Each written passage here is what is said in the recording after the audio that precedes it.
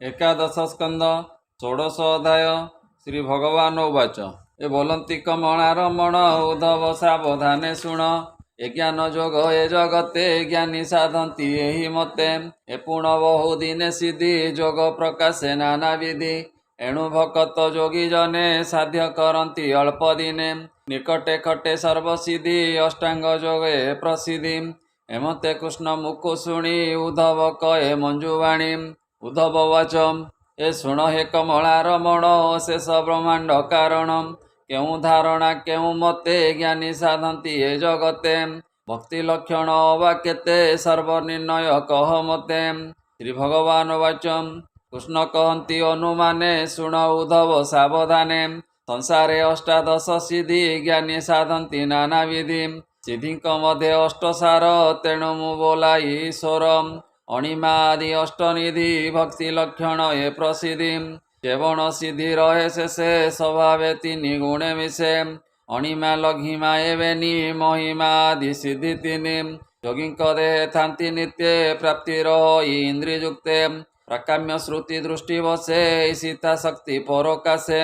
बसिता शक्ति जे बोलाई विषयता को न लागई अष्टमे सिद्धि अवसिता गोपींक मनोरथ दाता क्षुधा पिपासा जरा मृत्यु जे लोभ मोह गुण हेतु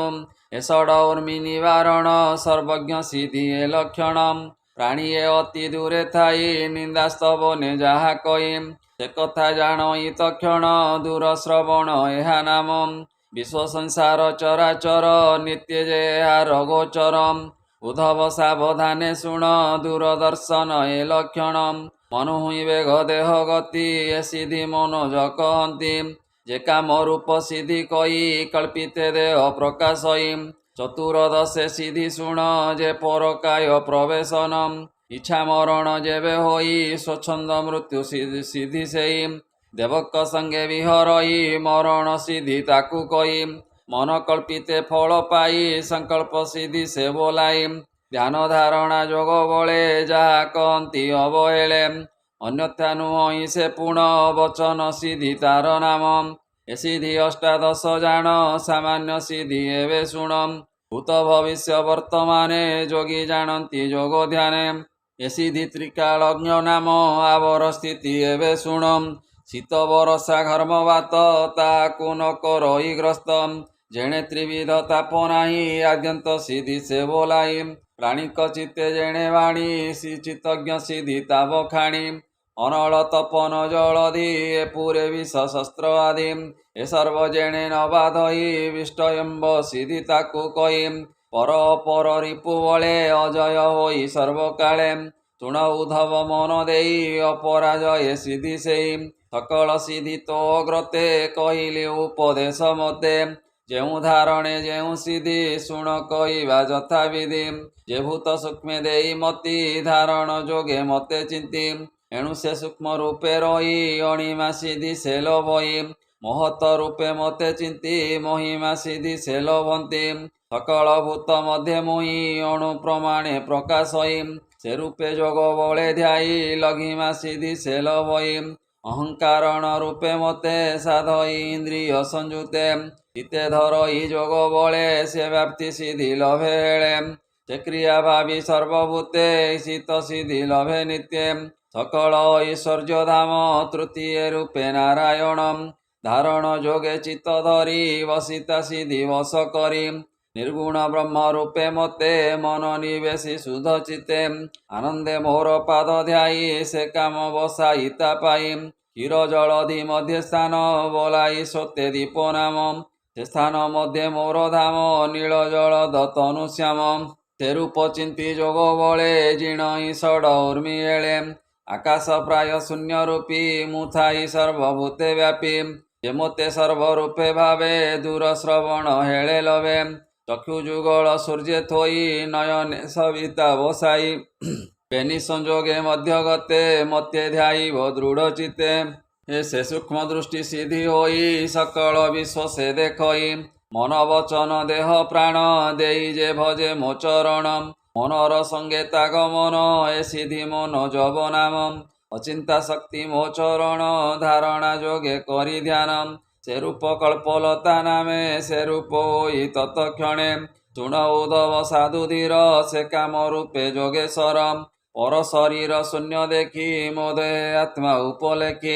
ଧ୍ୟାନ କରଇ ମୋର ପାଦେ ଶରୀର ଦେଖି ଅପ୍ରମାଦେ ବସଇ ତାର ଦେହେ ଯାଇ କାୟା ପ୍ରବେଶ ସିଦ୍ଧି ଏଇ ରୂପ ବ୍ରହ୍ମମୟ ଧ୍ୟାନେ ଦୃଢ଼େ ବସିବ ଯୋଗାସନେ ପ୍ରାଣ ତୋଳିବ ଯୋଗ ବଳେ ସ୍ଥାପିବ ହୃଦୟ କମଳେ ପୁଣି ତୋଳିବ ହୃଦ ମଧ୍ୟରେ ନେଇ ସ୍ଥାପିବ ବ୍ରହ୍ମରନ୍ଧ୍ରେ ସେ ବ୍ରହ୍ମରନ୍ଧ୍ରେ ଭେଦି ବଳେ ପରମ ବ୍ରହ୍ମ ଆସ୍ଥା ମିଳେ ଶୁଣ ଭକତ ଉତ୍ତମ ସ୍ୱଚ୍ଛନ୍ଦ ମୃତ୍ୟୁ ଏହା ନାମ ନିତ୍ୟ ମୁଁ ସତ୍ୟ ରୂପେ ଥାଇ ଯେ ମୋତେ ସତ୍ୟ ରୂପେ ଧ୍ୟାଇ ସାଧିୟ ମୋର ସିଦ୍ଧ ଯୋଗ ଭୁଞ୍ଜଇ ସ୍ୱର୍ଗ ବହି ଭୋଗ ଯେ କଳ୍ପ ବୃକ୍ଷ ରୂପେ ମୋତେ ସତ୍ୟ ସ୍ୱରୂପେ ଚିନ୍ତେ ନିତ୍ୟେ ଧାରଣା ଯୋଗେ ଧ୍ୟାନ ବଳେ ସଂକଳ୍ପ ସିଦ୍ଧି ଲଭେଳେ ସଂସାରେ ହର୍ତ୍ତ କର୍ତ୍ତା ମୁଇଁ ମୋ ବିନୁ ଅନ୍ୟ ଗତି ନାହିଁ ମୁଁ ସର୍ବ ଆତ୍ମା ଅଧୀଶ୍ୱର ମୋର ନାହିଁ ପରାପର ଏମତେ ଧାରଣା ଧିଆନେ ସାଧ୍ୟ କରନ୍ତି ଯୋଗୀ ଜନେ ଏ ଅଷ୍ଟଗୁଣ ସିଦ୍ଧି ଯେତେ କିଞ୍ଚିତେ ସାଧନ୍ତି ମୋ ଭକ୍ତେ ମୋ ନାମ ଶ୍ରବଣ କୀର୍ତ୍ତନେ ସାଧ୍ୟ କରନ୍ତି ଅଳ୍ପ ଦିନେ ସଂସାରେ ଯେତେ ବସ୍ତୁ ଭାବ ତାଙ୍କୁ ନୁହଁ ଦୁର୍ଲଭ ଏ ଯେତେ ସିଦ୍ଧି ଅଷ୍ଟାଦଶ ଯୋଗୀଙ୍କ ବିଘ୍ନ ଉପଦେଶ ଭକତି ବଢ଼େ ଜ୍ଞାନ ଯୋଗେ ବିଘ୍ନ ଆଚରନ୍ତି ବେଗେ ସେ ଯୋଗୀ ସିଦ୍ଧି ପଥେ ଯାନ୍ତି ବ୍ୟର୍ଥରେ ଦିନ ସେ ହରନ୍ତି ଏ ଭକତି ମାର୍ଗେ ଜ୍ଞାନ ଯୋଗେ ଜ୍ଞାନୀ ଲଭନ୍ତି ସିଦ୍ଧି ବେଗେ ମୁଁ ସେ ସକଳ ସିଦ୍ଧିଦାତା ଆତ୍ମାର ଗତି ପିତା ମାତା ମତ ମୁଁ ସର୍ବସିଦ୍ଧି ସ୍ଫୁରେ ଯେ ଜ୍ଞାନ ଯୋଗ ଏ ସଂସାରେ ମୁଁ ସର୍ବପତି ଓ ଉଦ୍ଧବ ସେ ସାଂଖ୍ୟ ଯୋଗ କର୍ମ ଭାଗ ସକଳ ପ୍ରାଣୀଙ୍କ ଗୋଚରେ ମୁଁ ଅଛି ଅନ୍ତର ବାହାରେ ମୁହିଁ ଯେ ସର୍ବଭୂତ ରାଶି ଅନ୍ତର ବାହାର ପ୍ରକାଶୀ ଧରଇ ଆତ୍ମା ରୂପେ ସର୍ବ କେ ଜାଣିପାରେ ମୋର ଭାବ ସକଳ ପ୍ରାଣୀଙ୍କ ଗୋଚରେ ମୋ ବିନୁ ଅନ୍ୟ ନାହିଁ ପରେ ସକଳ ସିଦ୍ଧି ଗୁଣେ ମୁଇଁ ମତ ଅନ୍ୟ ନାହିଁ କେହି ହେମନ୍ତ କହି ଭାବଗ୍ରାହୀ ସଦୟ ଉଦ୍ଧବକୁ ଚାହିଁ ସେ ହରି ଧ୍ୟାନ କରି ଚିତେ ଶ୍ରୀ ଏକାଦଶ ଭାଗବତେ ଏ ବ୍ରାହ୍ମଣ ଜଗନ୍ନାଥ ବଣୀ ଭକତ ପ୍ରେମ ତରଙ୍ଗିଣୀ ଶ୍ରୀମଦ୍ ଭାଗବତେ ମହାପୁରାଣେ ପାରମହଂସ୍ୟାଂ ସହିତାଂ वयासिक्यम एकादश स्कंदे श्रीकृष्ण उद्धव संवादे सिद्धि जोग कथनम नाम षोडशोऽध्यायः बोलानंदे कवार हरि हरि बोल।